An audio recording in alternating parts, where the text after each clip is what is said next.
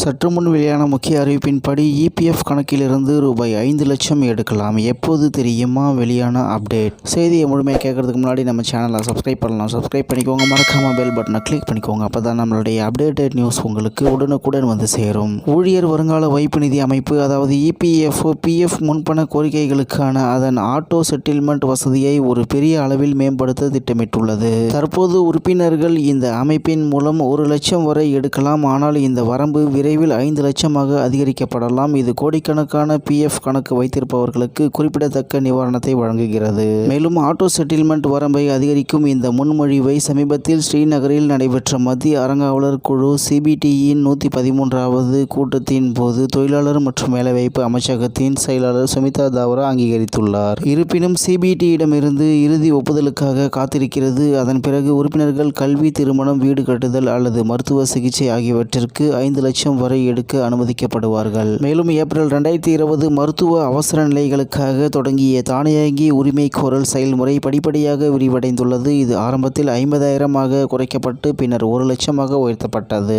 இந்த வசதி இப்போது கல்வி, திருமண செலவுகள் மற்றும் வீடு வசதிக்கான உரிமை கோரல்களை உள்ளடக்கியது. 60%க்கும் மேற்பட்ட உரிமை கோரல்கள் தற்போது தானாகவே செயல்படுத்தப்படுகின்றன என்று மத்திய அமைச்சர் ஷோபா கரந்தலாஜே மக்களவையில் பகிர்ந்து கொண்டார். மற்றொரு பெரிய முன்னேற்றத்தில் யுபிஐ மற்றும் ஏடிஎம்கள் மூலம் பிஎஃப் பணம் எடுப்பதை செயல்படுத்த இபிஎஃப்ஓ தயாராகி வருகிறது. என்பிசிஐயின் முன்மொழிவை அமைச்சகம் அங்கீகரித்துள்ளது. மேலும் மே அல்லது ஜூன் 2025க்குள் வெளியிடப்படும் என்று எதிர்பார்க்கப்படுகிறது. இதனால் உறுப்பினர்களுக்கு பணம் எடுக்கும் செயல்முறை இன்னும் அணுகக்கூடியதாகவும் வேகமாகவும் இருக்கும். சரிபார்ப்பு நடைமுறைகளும் எளிமைப்படுத்தப்பட்டுள்ளன. பிஎஃப் திரும்ப பெறுவதற்கு தேவையான படிகளின் எண்ணிக்கை 27லிருந்து 18ஆக குறைக்கப்பட்டுள்ளது. மேலும் இதை 6 சரிபார்ப்புகளாக குறைக்க முயற்சிகள் நடந்து வருகின்றன. இது செயல்முறையை மேலும் நெறிப்படுத்துகிறது. மேலும் உறுப்பினர்கள் தங்கள் உரிமை கோரல் தகுதியை தெளிவாக புரிந்து கொள்ளவும் தகுதியற்ற உரிமை கோரல்களை தாக்கல் செய்வதை தவிர்க்கவும் இந்த எளிமைப்படுத்தப்பட்ட சரிபார்ப்புகள் அறிமுகப்படுத்தப்படுகின்றன.